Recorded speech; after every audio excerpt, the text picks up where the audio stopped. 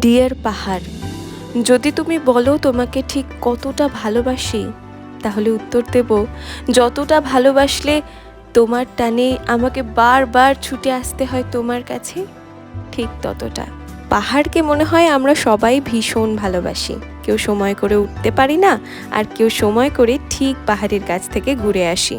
তো এই কদিনের ব্লগে তোমরা সব সময় দেখতে পাবে পাহাড়কে, সাথে থাকবো তো অবশ্যই আমি। তো আজকের পুরো ব্লগটা অবশ্যই দেখতে থাকো। সবাইকে আমার চ্যানেলে তোমাদের আরো একবার স্বাগত। তো আজ থেকে ঠিক 1 বছর আগে আমরা পাহাড়ে গিয়েছিলাম এবং বাড়ি আসার দিন আমি পাহাড়কে কথা দিয়েছিলাম 1 বছর পরে ঠিক আবার তোমার কাছে আসবো। আমি কিন্তু কথা রেখেছি।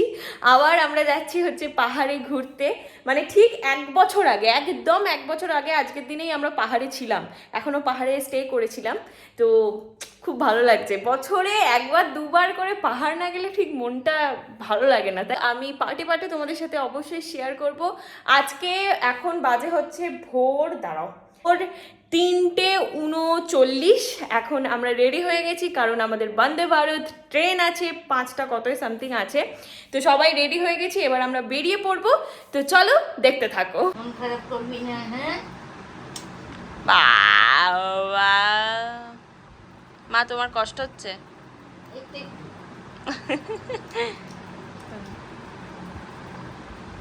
ফোন করবি, হ্যাঁ?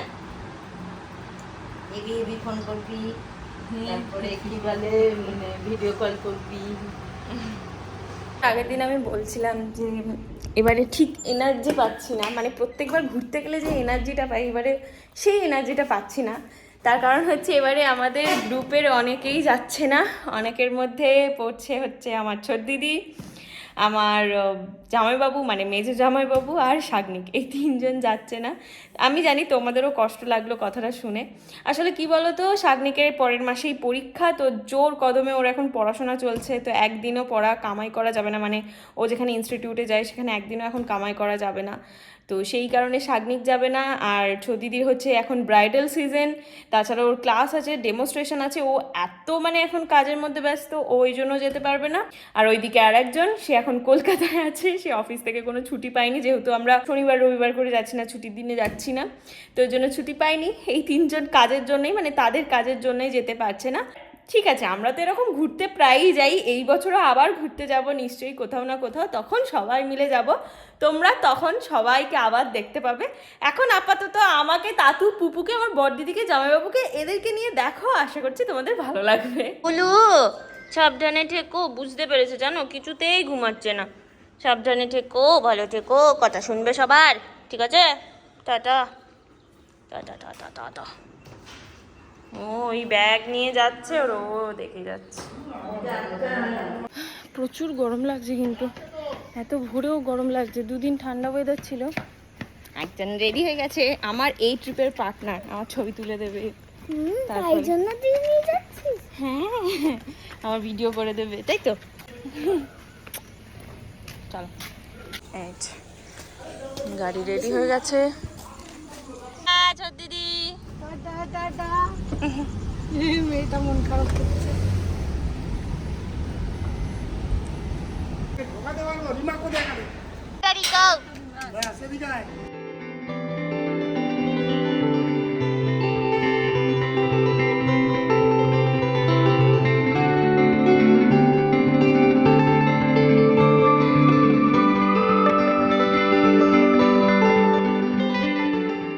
বন্দে ভারতের সাথে ছবি তোলার ট্রেন এখনো যায়নি, পুরো ভিড় হয়ে আছে সামনে। এই যে সেলিব্রিটি ট্রেন, যার আগে উঠে পড়ি, তারপর আবার কথা বলছি।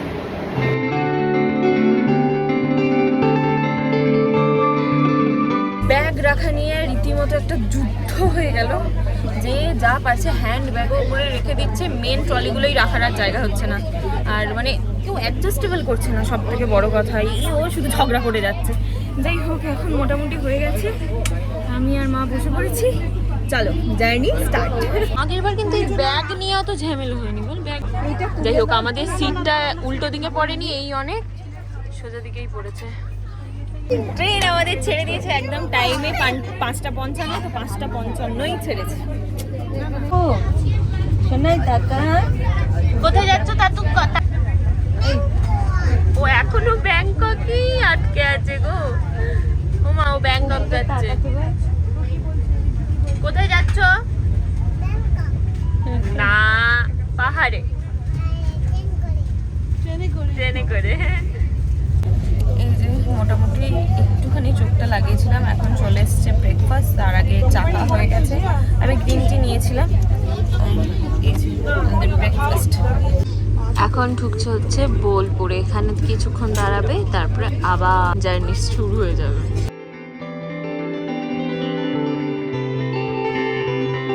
মোটামুটি এখন বাজে হচ্ছে 11:48, আর আমাদের লাঞ্চ দিয়ে গেল। চলো খাওয়া দাওয়া করে নি, ঘুম আর আমার ভাঙছে না। আমরা এখন তো লাঞ্চ করি না, তাই এখন খেতে হচ্ছে। Next station new Jalpaiguri. চা বাগান অলরেডি দেখতে পেয়ে গেছি। নেমে গেছি আমরা এনজেপি স্টেশনে। আর এইটাকে দেখো, এইটাকে দেখ কি করছে। বাপরে, বিভৎস গরম, বাপরে বাপ, পুরো পুড়ে গেলাম। এবার গাড়ি আসবে, গাড়িতে উঠবো, তারপর সোজা পাহাড়ে। আমি জল খাবো।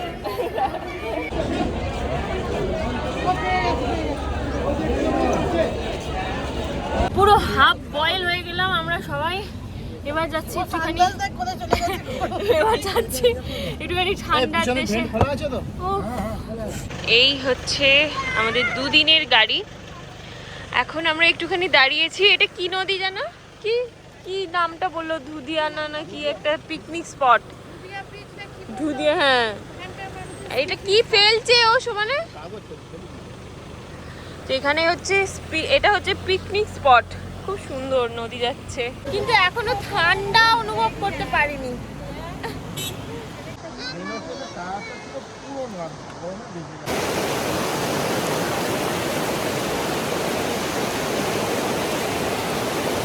এই যে নদীর আওয়াজটা, এই শব্দটাই আলাদা রকম হয় না? ওপর থেকে নিচে না নেমে এসে পারলাম না, এত সুন্দর লাগছিল, ঠান্ডা জল একদম।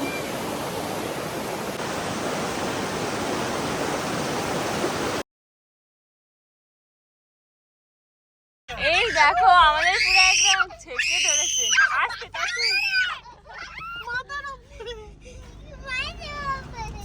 ওলে বাবালে, মায়ের সাথে খাচ্ছে গো সব দিয়ে দিয়ে।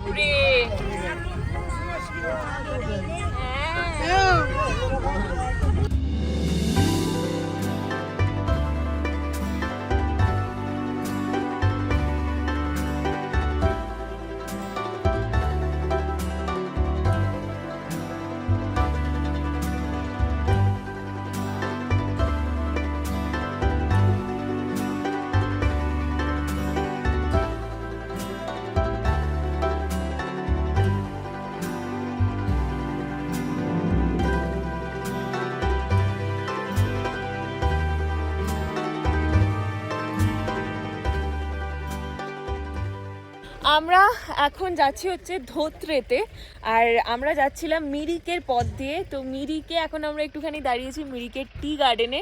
এই জায়গাটায় আমি অনেক কাউকে দেখেছি ভিডিও করতে, আমি শুধু করা বাকি ছিল আর কি।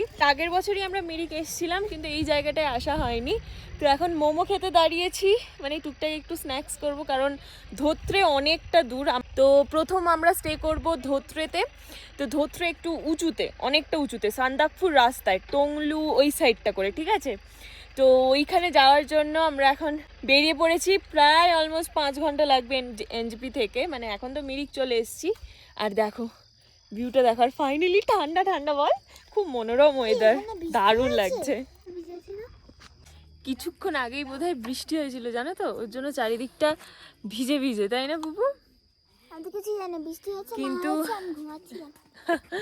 ও ঘুমিয়ে ঘুমিয়ে আসছিল, আমিও অবশ্য ঘুমাচ্ছিলাম। আর এরকম ঠান্ডা ঠান্ডা ওয়েদারে দারুণ লাগছিল। আর দেখো ভিউটা কি ভালো লাগছে, এই ভিউয়ের জন্যই পাহাড়ে ছুটে ছুটে আসা।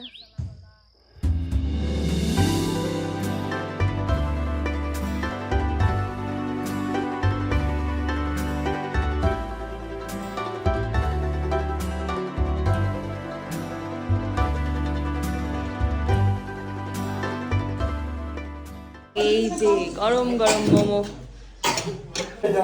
পাহাড় মানেই হচ্ছে মোমো মোমো মোমো। আজকে আমি মোমো খাওয়া শুরু করলাম, এবার যে কদিন থাকবো মোমোই খেয়ে যাবো। কিউট কিউট চাবিরিং পাওয়া যাচ্ছে এই শপটায়, দেখো। নিবি? এখন থেকে কেনাকাটা শুরু। আর অনেক কিছু বেশ পাওয়া যাচ্ছে সপ্তাহে। Oh my goodness!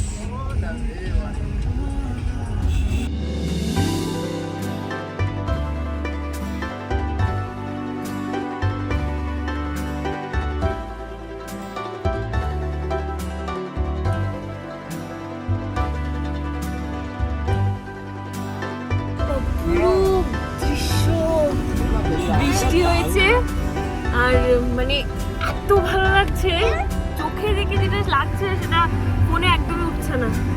কে বলছিল ঠান্ডা নেই ঠান্ডা নেই? কাঁপছে পুরো, বাপরে।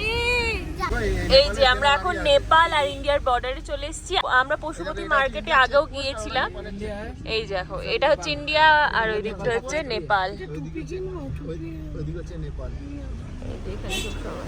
যেহেতু আমরা আগে এসেছি তাই আর ঢুকলাম না নেপালে।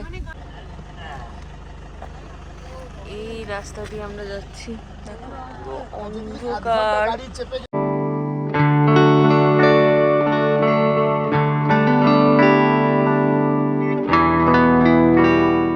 এই যে এই হচ্ছে আমাদের ধোত্রেতে হোমস্টে, শেরপা হোমস্টে।